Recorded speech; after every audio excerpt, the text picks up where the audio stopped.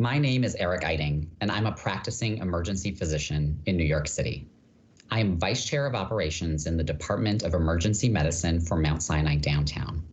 I'm running for the AMA Council on Medical Service because I have demonstrated the knowledge and experience we need to advocate on behalf of our physicians and patients during these challenging times. Across the country, students, residents, and practicing physicians are experiencing hardship as a result of this global pandemic. Now more than ever, the AMA must take on a leadership role to ensure our patients are safe, protective equipment is available, and physicians have the financial support to safely reopen our communities.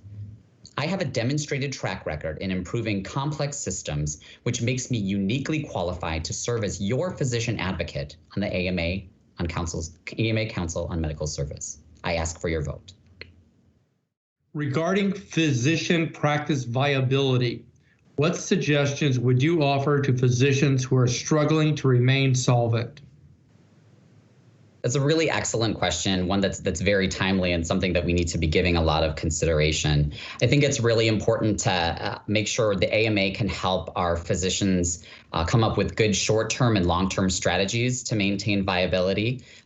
We know that some of the loan payments have been successful for some. Advanced payments from third-party payers are also an option to help make sure that people have the cash on hand to be able to support themselves and their staffs during these challenging times. But I think that we need to take a long, hard look at things like telemedicine, for example. We've been trying to get parity for payment for telemedicine visits for some time now. This has been shown to be a really effective way to address certain patient visits. And I think it's important to make sure that this is a practice that's sustainable going forward. So we need to find a way to make sure that this can continue to provide good patient care and also support our physicians. What do you see as the current challenges for telehealth now and beyond the pandemic?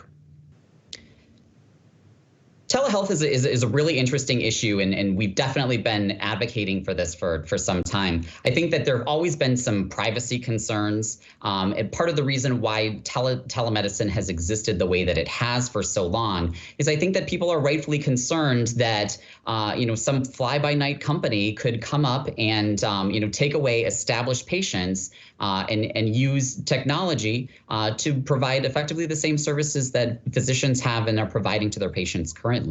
So I think that there are plenty of challenges, but there are so many opportunities, and that's really what we need to focus on.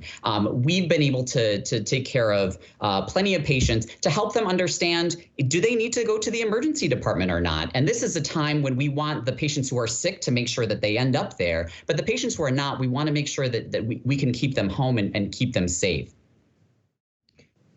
What are your thoughts regarding healthcare reform? Specifically comment on single payer and public option. I know that we had a long conversation about single payer at the last meeting, and it felt like this was a very divisive issue, and there was a very close vote. In fact, it was almost 50-50. So I think that we need to understand the reasons why people are so interested in that, and it's the drive to get patients, as many patients as possible, access to insurance coverage. And so that's really one of the fundamental principles. My concern about a single payer system is it feels like it's become this sort of political third rail. And what we need to do is we need to take a long, hard look at our principles and make sure that we are pushing forward to get the access that people need, to get appropriate payment for physicians. And something like the public option could serve as a template for this. We just need to make sure that it isn't tied to something like Medicaid and that physicians are paid fairly for something like this.